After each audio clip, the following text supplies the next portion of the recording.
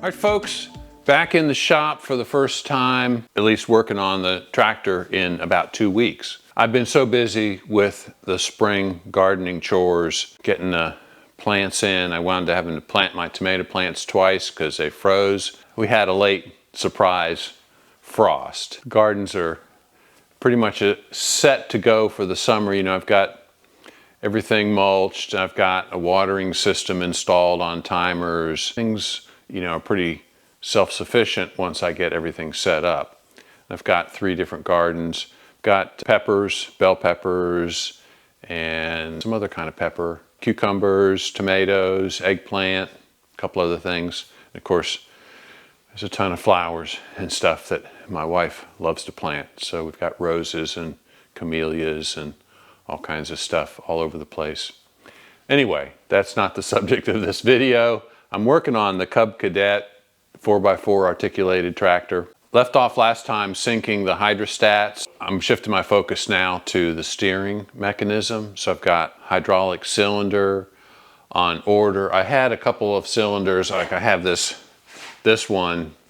This is a 2-inch, 6-inch stroke, 2-inch diameter, bore diameter, but it's overkill, I think, for what I need. I ordered a 1.5-inch bore, 6-inch stroke, and my plan is to rig that one up to articulate the tractor. Now, I do have a limitation, I'll just tell you up front, on the hydraulic system because it's coming off the hydrostatic transmission. It's 600 psi, 1 or 2 GPM. 600 psi on an 1.5-inch diameter cylinder, you know, should be plenty of pressure, be over 1,000 pounds of pressure on the cylinder rod, which should be enough to articulate the tractor. If I have to go, I mean, it's a possibility that I'll have to go to the 2-inch diameter or even a pair of 1.5-inch diameter. So I have to wait and see how that works out. But that's what we're going to do. Going to make the attachment points for the hydraulic cylinder and start hooking lines up to the power steering valve and the hydrostatic transmission. So we'll see how far we can get on that. I don't know if we'll finish all that in this episode. There's a lot going on there. I do have a surprise. You're not going to see it maybe this episode, next episode, related to hydraulic hoses. So stay tuned for that. All right, I'm going to get started on fabricating the attachment points for the hydraulic cylinder. We'll start there.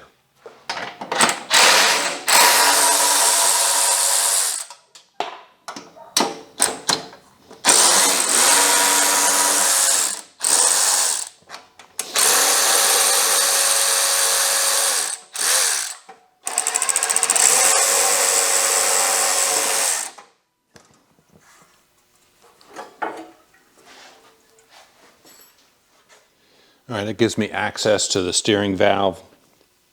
So I'm going to pull it out and install some fittings on it and identify the ports because there's an in and out, left, right, and pass through, I think is the description of the ports on that, 5 ports.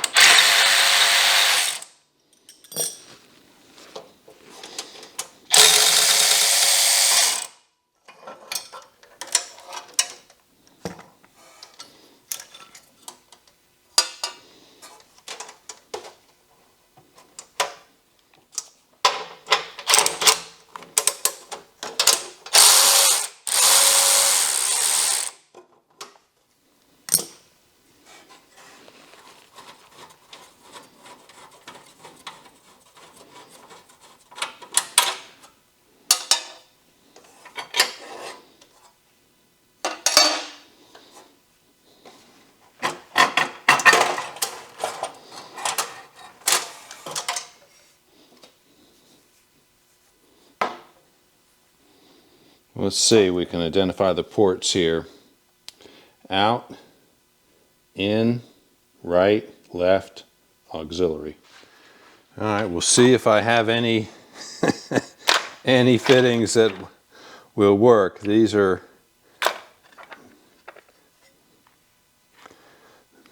I'm looking for, here we go, JIC number 6, which is this size, 3/8. These are all O-ring, O-ring, O-ring, all of these. Ooh.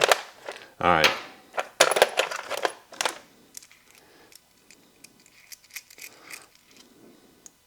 There's a joint, a couple of unions, male and female. O-ring, pipe thread. All right, so there's a potential one to use. Pipe thread, 6 to 4, a cap, I might need that. Here's another cap and a T. I don't think I'm going to need a T. O-ring, number 8, O-ring, pipe thread, O-ring, O-ring, O-ring, O-ring, female. I'm afraid I've got almost nothing I can use.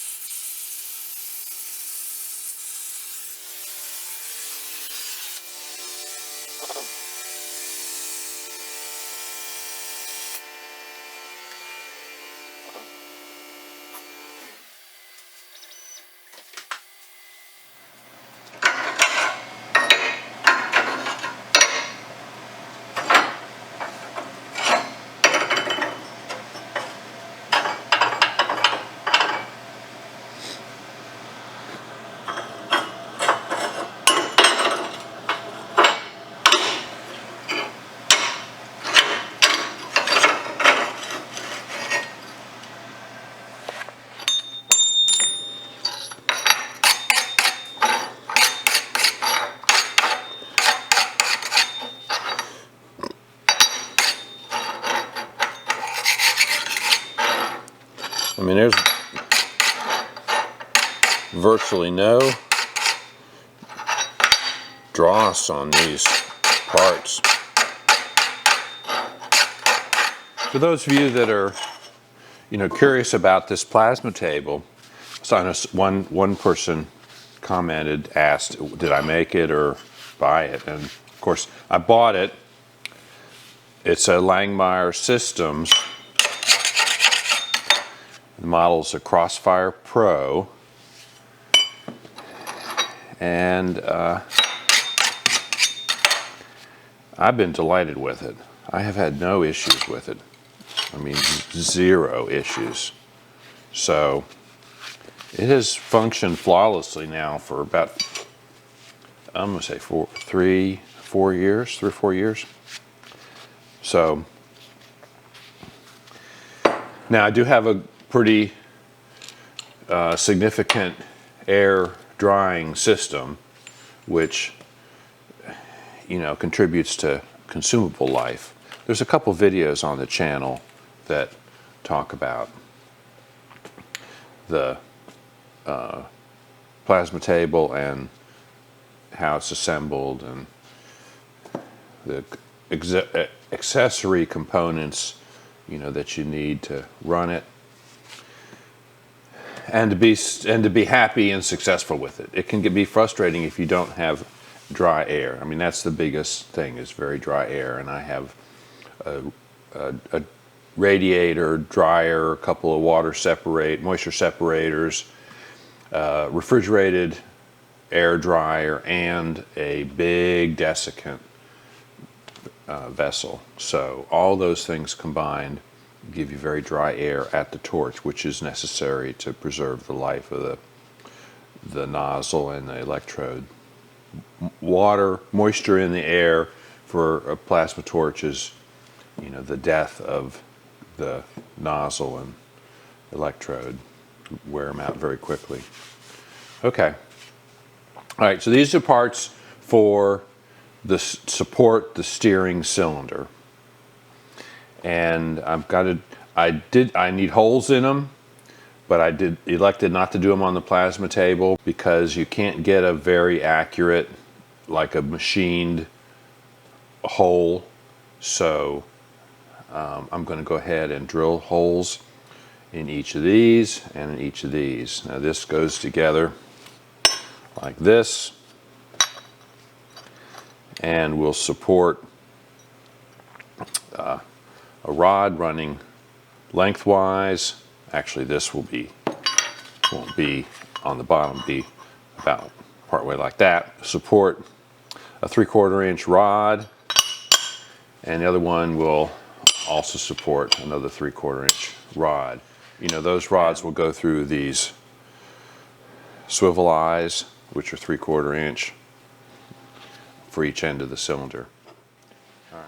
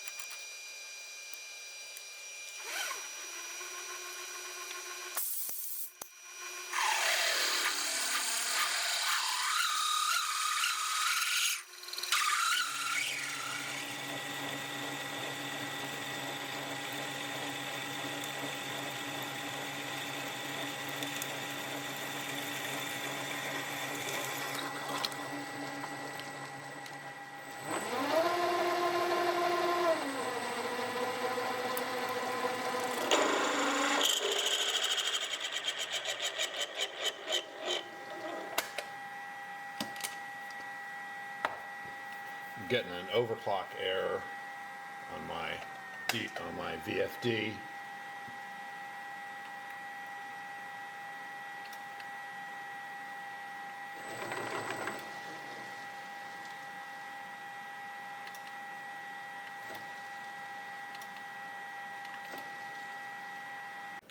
Getting an overclock error on the VFD if I run, if I exceed a torque limit on the quill at a low speed with the VFD turned down to low speed, then I get an error on the variable frequency drive controller. So I got to stop, start it again. The VFD is that high-pitched whine you hear. I'm going to start at a high speed.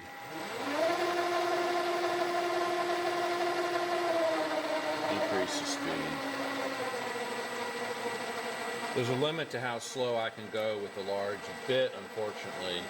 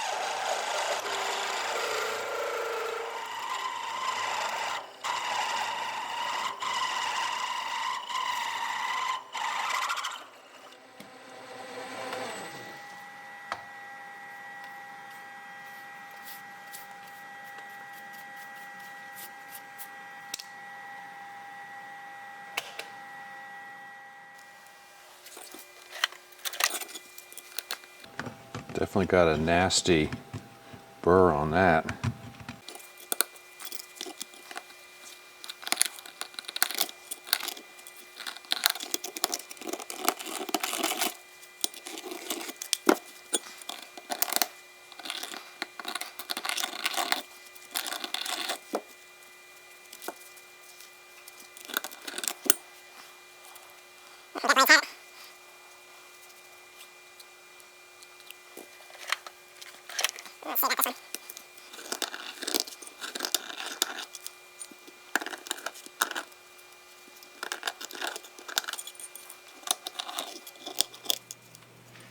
This is a piece of 4140 round stock. Even it's snug in these holes.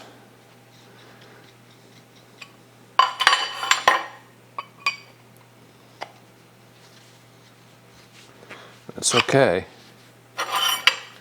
That's okay.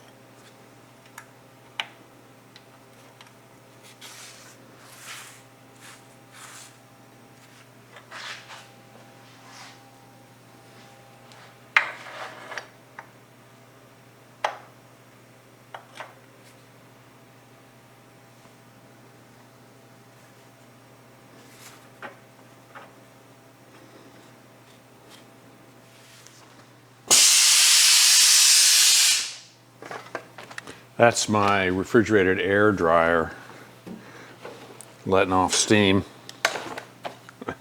blowing out moisture.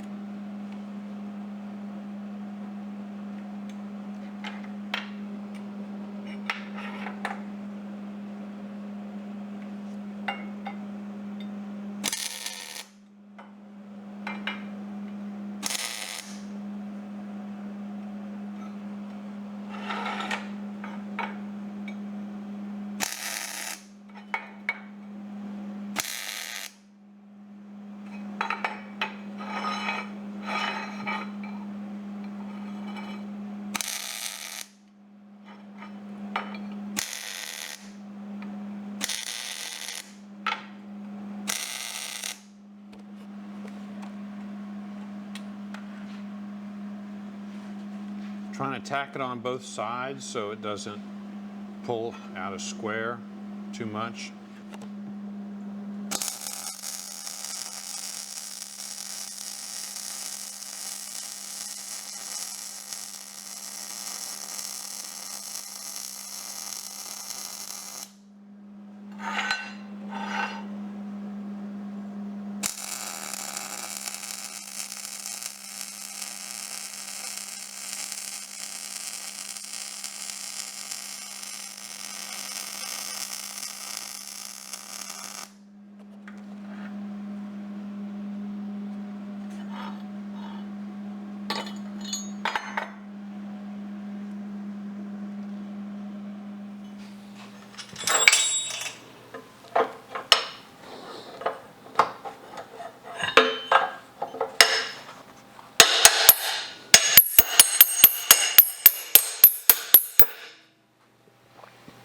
Well, that's like a perfect fit.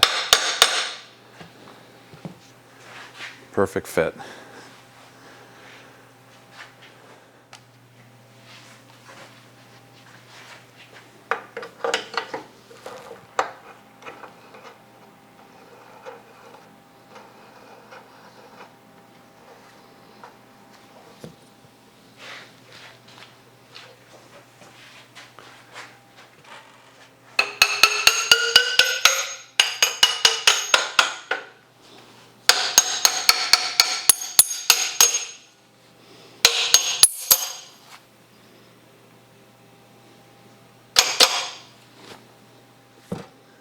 All right, I'm getting ready to fit this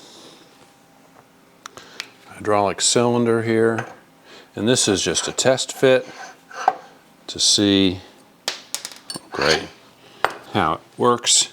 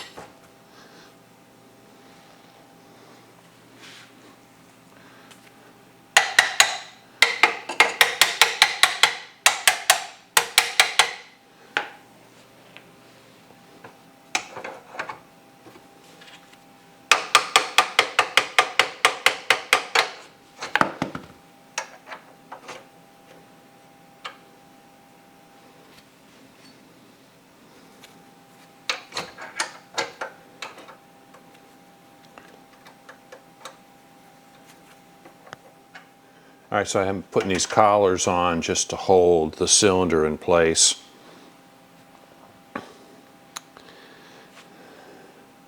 This collar won't go on for some reason. There must be a burr or something on the end of that.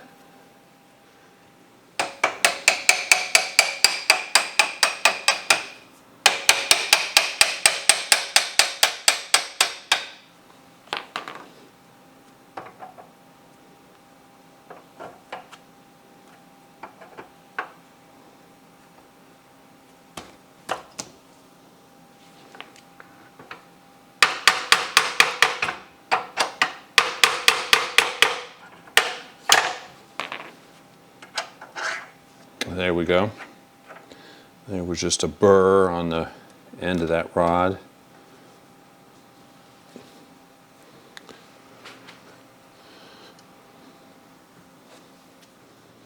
See how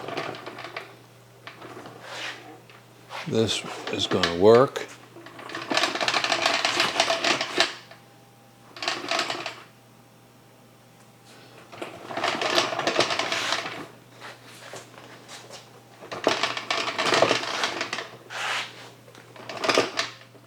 There's probably 25 different ways to rig a cylinder on this articulation joint.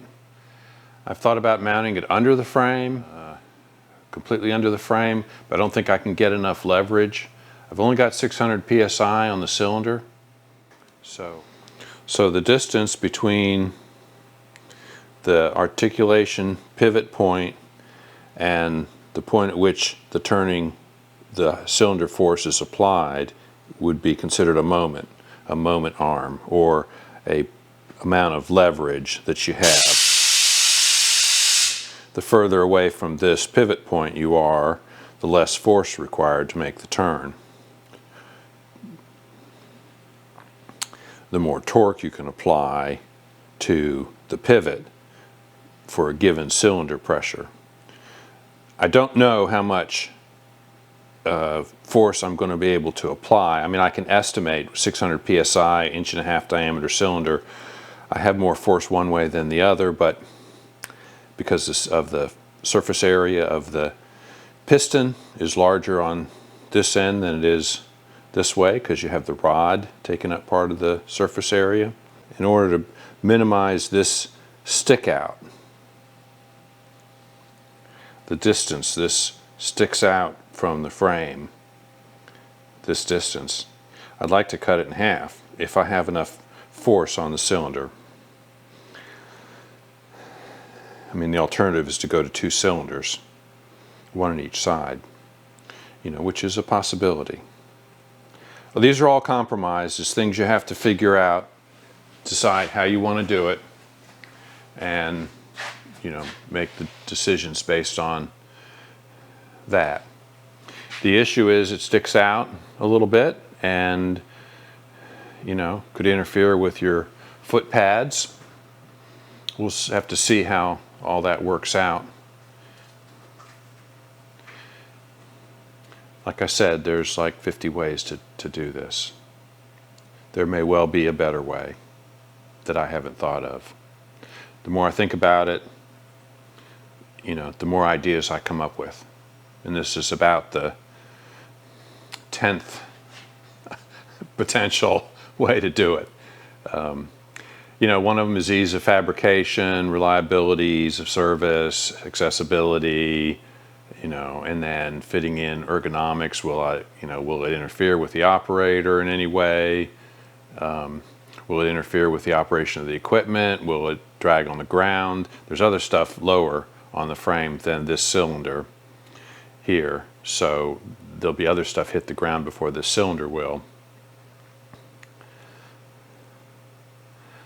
So there's so many factors to consider, and every decision you make or every choice you make here, is a series of compromises. If I had 2,000 psi, if I had 2,000 psi hydraulics, then I would make a much shorter cylinder and a much smaller arrangement. But I don't have that kind of pressure, which a normal tractor would have. I'm dealing with the 600 psi from the hydrostat auxiliary outputs. So that's part of the issue I have to accept and I have to work around. All right, I've got this mount tacked so I can operate the cylinder. I'm going to operate the cylinder with air. I've got Schrader valves in it, and of course you have to open one side to let the air out if you put air in the other side. So it's a little challenging there, but we should be able to do this. And this is just a test to see how it works. Let me see.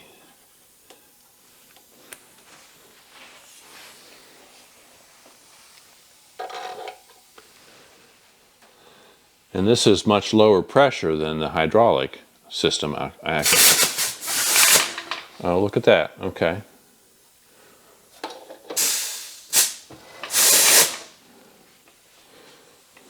All right, and this is only 125 psi.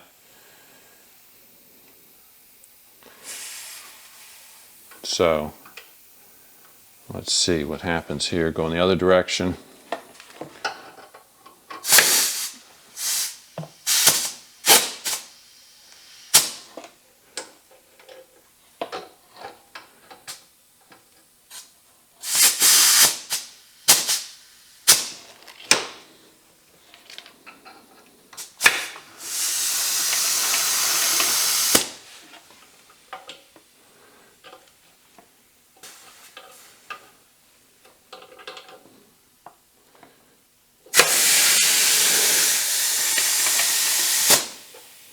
All right, so I think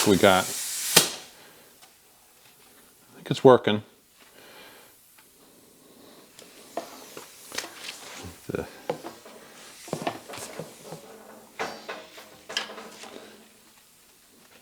Feeling by hand to find the Schrader valves.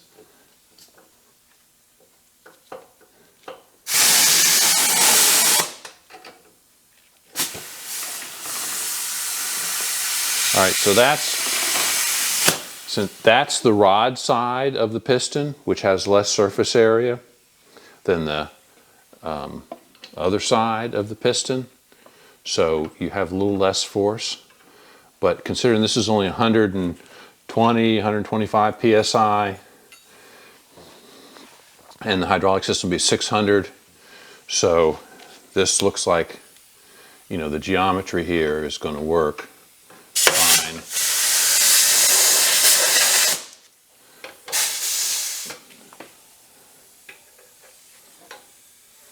So I think have the arrangement here.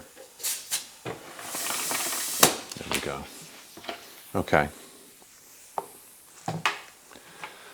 I think the geometry is good at this point.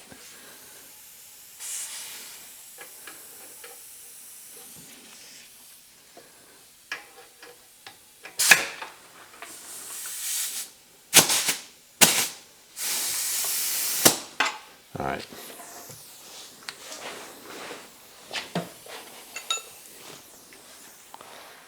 All right, folks, I'm going to wrap up the video at this point. I would call my geometry for the articulation, the hydraulic cylinder situation largely proved out. So there will be some modifications to the actual attachment points to make them a little more compact.